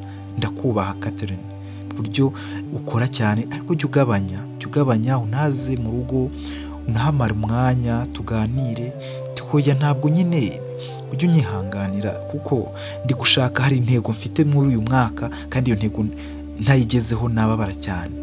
Ndakeka rero mu gihe kiri imbere nzayigeraho kandi nzaboneka rwose, nzaba manose uburyo tuzatwirwa na ofu zawe zose nzajya mba ndihari. Ariko ubu ngubu rwose uranyihanganira akanya gato cyane. Ndashaka ko Keti byibura azasoza kwiga, mfite shop ye ku ruhande azahita ajyamo. Really? Ya nako kantu nari narakaguhisha, ariko umunwa wanjye nyine ntabwo uzanyemerera kubaho. Ndakakubwiye rwose. Ariko Papa Frey nako kantu nyine nkuko nawe hari ibyo uri guteganya nyine umuteganyirije, nanjye ndumva rwose ako kantu nzagakora. Wow, ahita muhobera akamubwira ati umva ukunda murumuna wawe koko. Ndamukunda cyane kubera buriya asa na papa. Papa buriya niwe wajyaga kuba nyine imibiri yombi kuriya, naho mama urabona yari inzobe, rero afite agasura ka papa. Nuko bo batanamuzi cyane, ariko buriya mbonye Kevin nta nubwo asa na papa nkabura nkuko Keti we barasa cyane. None njye mukuru papa ndamuzi, rero mubonamo papa aranshimisha ku buryo numva ibintu byose nabimukorera rwose. Wow, ndamuhobera nyine, bagasangira nyine, bagaciringa nk'abantu bakundana, ubuzima bugakomeza. Bwo barakomeje, ariko Keti akomeza kuryamana na Ivan cyangwa se manager nyine. Byakomeje kuzamuka, Keti noneho asigaye ataha akajya mu cyumba cya Ivan agasasa akaryamamo. Ivan urumva yazaga nimugoroba saa 11 yabaga n'igice ageze mu rugo, ko yatahaga saa 11 ava kuri banke nyine, agasanga Keti yitunganyije yoze, aryamye mu buriri bwe, yambaye umwenda w'imbere wonyine, nta kindi kintu yambaye. Ubwo bagahita baryamana nyine, byarabaye rwose ibintu bisanzwe. Basoza akamubwira atari kuko Keti ibintu kuko tuzabivamo, wambabariye kuko ibi bintu tukazireba uburyo tubishakira umuti. Bwita aramubwira nyine ati ariko se ubu koko ibintu tumaze amezi hafi 5 dukora, ubu ngubu urashaka yuko tubivamo? Tingirega nsigaye ngukunda, nta nubwo rwose niteguye kuba nakureka, nsigaye ngukunda ku rwego rw'uko rwose bimeze nyine, ndagukunda, ibintu byose ubikora neza, ntabwo nyine nsigaye ngukunda cyane, ariko ntabwo ari ngombwa kunkunda. Keti narakubwiye ibi bintu rwose. Ubwo bamaze kuryamana nyine, Claudine yaje guhamagara Ivan kugira aze ku meza nyine, yumva bari gushwana, yumvamo na Keti arimo. Rwose ntabwo nshaka ibyo bintu byo kunkunda, twabikora bikagarukira, ariko ntabwo mbishaka ibyo ngibyo, ntabwo nshaka ko bigeraho, ntabwo nshaka gutandukana n'umugore wanjye. Catherine ndamukunda cyane. Ati twese Catherine uramukunda? Catherine uramukunda? Njye si mukuru wanjye, nanjye ndagukunda nyine, kandi nawe ndamukunda, nta wundi muntu nshaka. Ese Brian wasubiranye nawe? Brian ndamwanga, ntuzongere no kumbwira Brian, ndamwanga rwose. Kandi si nta nubwo terega wanadutunga twembi nta kibazo. hoya ibyo bisubiza aho bikuye, ntabwo ushobora kubatunga mwembi, nubaha umugore wanjye Catherine, ndamukunda, ibintu ubundi ntabwo namusabye ko tukuvana aha ngaha tukagenda. Ngo wasabye Catherine ko mumvana aha ngaha? Yego. Niba rero ari icyo kintu ushaka, ubwo ushaka ko duhangana, kandi n'ikindi utaruzi nuko njyewe ntwite. Ngo ugize ute? Uvuze ngo iki Keti? Ndatwite kandi nsigaye ngenda gukunda. Ati hoya Keti, mbabarira rwose, wambwiraga ko ibintu byose uba wabipanze, ko utari mu minsi yawe y'uburumbuke, ko uri mu bihe byiza, wanze ko dukoresha agakingirizo. Nese we ntiwabyinjoyinze? Narabyinjoyinze, ariko ntabwo nari ngamije ko twita ko ngutera inda. Njye na Catherine twavuze ko tuzabyara undi mwana ari uko Fred atangiye byibura amashuri, nyine asoje amashuri abanza, afite imyaka 12 aribwo tuzongera kubyara umwana. None ndebera ibintu ukoze. Fred aracyafite imyaka 9, ntabwo dusigaje imyaka 3 ngo tube twabyarana njye na Catherine. Nyine n'uwanjye nese n'uwa Catherine. Catherine ndukwe nanjye ndukwanjye. Rero ngewe menya ko mfite inda, ahubwo ni y'amezi, kandi amaze kuba amezi 3. Rero ntabwo nayikuramo, niba utarubizi ubimenye. Ntabwo nshobora kuyikura, iyo nda turayikura, ntabwo nshobora kuyikuramo. Nubigira ifayiti ndajya kurega, ntabwo ngenda gukunda, byumve ko ngukunda, ntabwo rwose ibyo ngibyo ngewe. Tutunge twembi cyangwa se unjyane mba umugore wawe. Nta wundi musore nkunda utari wowe, byishimo byanjye, uranturisha, uranganiriza ngatuza, uri umugabo mwiza, uzi kunyumva, iyo mfumbase numva ndi mu isi yanjye, ibintu byawe byose ni byiza, niwe musore w'inzozi zanjye, niwe mugabo namwe ndota nkiri muto. Ntabwo rero wambwira ngo no ngenda twite kandi umugore wawe, rwose mbabarira, ndagukunda cyane. None se basi niba udashaka ko twumvikana turabigenza dute? Ese ubundi we ntabwo nkunda? Ubundi Catherine niba umukunda, njyewe ntabwo nkunda? Catherine ubundi muryamana ari kangahe se? Inshuro njye nawe turyamana, uburyo nkwitaho, uburyo urugo ari nkanjye mugore wawe, ibintu byose mba nabikumenyeye, ikintu cyose pasi ndayiguterera, Claudine nta kiguterera ipasi ninjye nyitera, imyenda ukunda n'amabara ukunda byose ninjye mbyitaho. Ubwo ngubwo urabona yuko amezi ashize yose turyamana, ubwo ngubwo urumva njyewe ntabwo urankunda, ntabwo uranyiyumvamo. Nyine nkwiyumvamo, none tibase se ntabwo gukorera neza kurusha na Catherine uriya.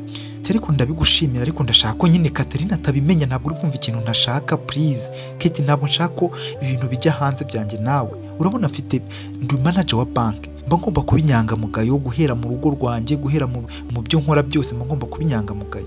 None se bitwaye iki? Nyine uri inyangamugayo, none se ubone nde wakubwiye ko utari inyangamugayo? Uri umugabo mwiza, uri umugabo w'inshingano.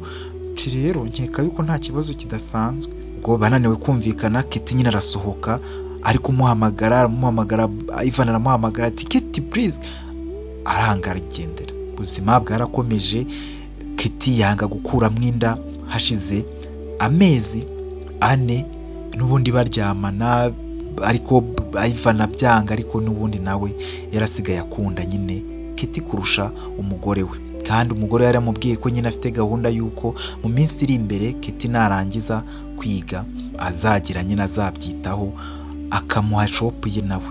Ubwo minsi yarashize, nyine hashize amezi 4 Keti nda yarayihishe. Graduation yari igeze, umunsi wa graduation nibwo Catherine yamenye ko Keti atwite, abibwiwe na Claudine. Claudine aramubwiye ati Keti uzi ko atwite? Ngo Keti aratwite. Keti aratwite se?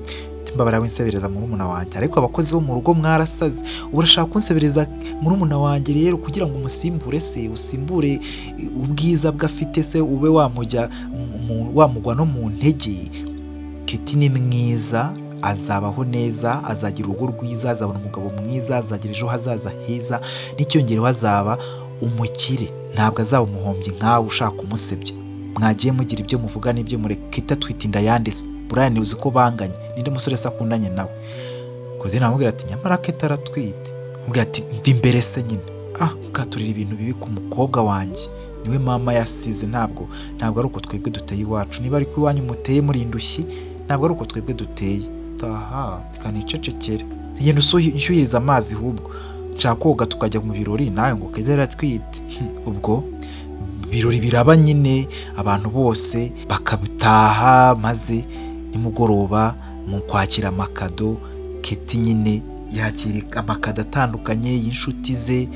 Brian nawe aba yaje ariko we yaricaye inyuma nyine kuko nyine yakundaga Katie ariko batagikundana nyine baratandukanye. Daria nawe yari ahari, ba Eliette, ba Gabriela, ba Bosco, abantu bose bari bahari, na Catherine ndetse n'umugabo wa Ivan ari we papa nyine Fred. Ubwo kuri uwo munsi gusa Ivan niwe wari warashopingiye nyine ikanzu, Katie yari yambaye ibintu byinshi barabikoranye, ibintu byinshi nyine urumva yagombaga kwita ku mwana. Katie yari atwite, gusa Katie yari yarabihishe ku rwego nta muntu n'umwe wari ubizi uretse Claudine wenyine, nawe yari yarabihishe Katie ko abizi ko atwite.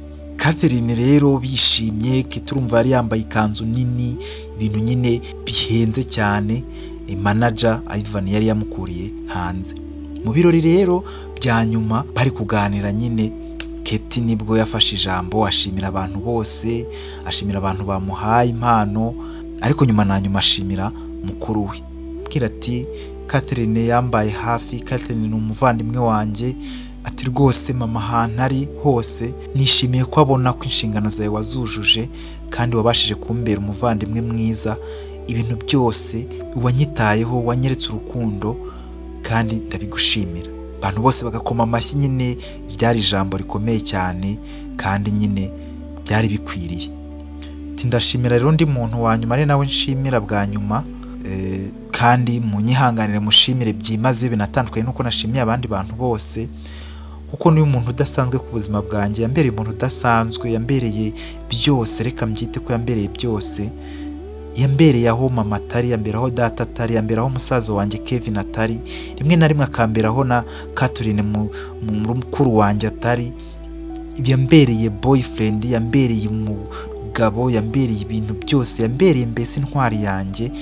Ndagira ngo papa Fred, manager nyine Ivan, ahaguruke aze hano imbere. Ubwo Ivan yanga guhaguruka, ubwo Catherine akamutera tugahaguruka agenda, umwana gushimira. Ariko Ivan agahaguruka afite ubwoba, ariko nyine nawe abasigaye ari proud ya Katie bitewe nuko abasigaye nawe amukunda. Abasigaye rwose baryamana nk'umugore n'umugabo, nawe abasigaye akunda Katie.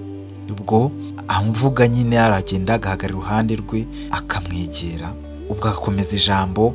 Katie irakomeza akavuga ati ikintu cya mbere mushimira nuko yambaye hafi umwana wacu akamwitaho. Bose bahita bafite umwana wabo, umwana w'ibiki? Katie navuga ati ngo ndagira munamenye ko ntwite kandi inda rwose ya manager, inda rwose yanjye nawe nkuru umwana wanjye amwitaho. Manager ndamukunda cyane rwose. Catherine umbabarire ntabwo nabikubwiye, narabiguhishe ko nabonaga nta nzira byacamo, ariko abantu bose nta soni mfite zo kubivuga ko nkunda Ivan, kandi Ivan we ntunkunda, nawe ndagukunda rwose. Njye na Ivan turakundana. Catherine umbabarire rwose, uri mukuru wanjye, ariko Ivan inyuma ngo uhobere rwose, turi hafi kwibaruka rwose, nta mahitamo nari mfite. Muhobera bagahoberana, gusa Ivan aba afite isoni. Catherine ahita ahaguruka, akahaguruka aho bari bicaye agahita agenda. Ubwo ngubwo Katie yanga kurekura Ivan, bagahoberana. Ivan abantu bose barumirwa, ngo iki wowe wateye inda Katie murumuna w'umugore wawe? Bwa Ivan ababwira ati munyanganire, ntabwo nari nzi ko yihagazeho nyine, ntabwo nari nzi ko Katie abivuga ahangaha. Ariko Katie umwanya yabayemo n'uburyo yabayemo n'urubyo mama we amaze kwitaba Imana yabayemo, yabuze umuntu wo kumwitaho. Abantu bose baramwanze, bamugiye kure, uhereye kuri mukuru we Catherine. Gusa nyine ntabwo namurenganye, umugore wanjye yabaga ari busy, ari gushakisha iterambere ry'urugo. Ariko muri ubwo buryo bwo kuba yampariye imbaraga zose zo kwita kuri murumuna we wari ufite ihungabana rikabije cyane rirenze irya mukuru we, dore ko ari we wanabanye igihe kinini na mama wabo, naje kwisanga naguye mu ikosa nyine njye nawe ryo kuryamana. Mu kuryamana biza kurangira tumaranye igihe kinini turyamana, mwiyumvamo, birangira muteye inda. Turanabiganiraho, twatugamije kubibwira Catherine, ariko ntabwo nari nzi ko Katie nyine abivuga gutya. Nari nzi ko tuzabwira Catherine kuko twafashe umwanzuro umwe wo kubana nyine, kuko Katie nta wundi mugabo ashaka, nyine asigaye nkunda kandi nanjye ndamukunda rwose. Anantwitiye umwana, ntabwo namutererana. Hashize igihe kinini Catherine yanze ko tubyara, kandi rwose nari nkeneye umwana ntabwo byumvikana na n'umuntu wanyumva, ariko rwose imyaka 3 yari igoye kuyihanganira njyewe mu gihe nari nzi ko Fred tuzamukurikiza afite imyaka 5. Catherine yantegetse ko tugomba kumukurikiza afite imyaka 12. Abantu bakumirwa ati ibyo bintu nibyo biba kwa manager. Ubwo rero nubwo ataraha ngo abyumve, ariko Kitty kuba yaremeye kumbyarira umwana iyo myaka yose idashize nari narategereje, nta kintu mbuzi wanjye, abana banjye barazigamiye bose, n'utaravuka arazigamiye. Ntabwo numvaga ko rero twategereza icyo gihe, nubwo nyine ndi umunyamakosa ntari nkwiye gukora ibyo bintu, ariko nyine Kitty naramwumvise nabi bitewe n'agahinda yari afite kandi yantuye yuko ankunda. Birangira nyine dukundanye, niko gutwara inda yanjye, tukaba ari kwitegura nyine kwibaruka umwana w'imfura ye, akaba ikironda mfura cyanjye cyangwa ubuheta bwanjye. Mu by'ukuri ntabwo ngamije gutandukana na Catherine, gusa ku mahitamo ye niba yumva ko twatandukana nta kibazo nditeguye, ariko Kitty we ntabwo niteguye kumubura mu buzima bwanjye.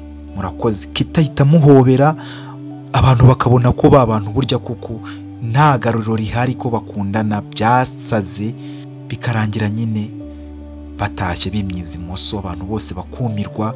Ubwo Catherine bahageze mu rugo ari gupakira imodoka agenda, maze Ivan ajya kumufata ngo ati ndikura ntago mwangambanira kuri ubu buryo, wowe na Kitty mubane, wowe na Kitty wamuteye inda utambwira, ariko nakubwiye ko Kitty tugomba kumukura ahangaho urabyanga ngo murumuna wawe ndi kumwanga. Nese kuki utambwije ukuri? Uri umugabo mubi, uri umugome, uri umurozi, uri ikibi mu buzima bwanjye, unci inyuma usambanye murumuna wanjye.